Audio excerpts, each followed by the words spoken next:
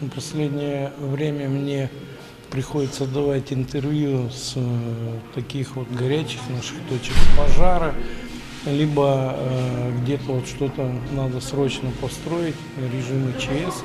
А сегодня вот, с особой какой-то теплотой хочется сказать о вот этом доме культуры поселка Снежный, который 100% изменился, какой он был в свое время. Я это помню, приехал сюда, когда здесь ураганом сорвало крышу, и дом культуры полностью был затоплен, и зал бежал, малый зал, и здесь было, я не знаю, как-то страшно, и мы приняли решение сделать нормальную, хорошую крышу.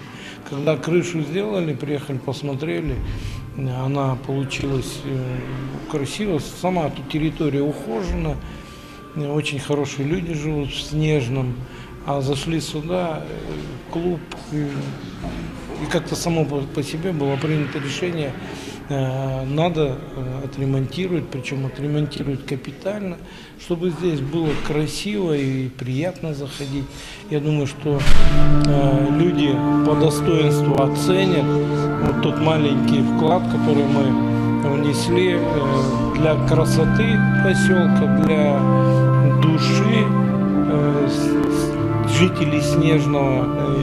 Мне очень нравится. Строители качественно отработали. Сегодня идешь, и чувствуется это современное, красивое, достойное здание.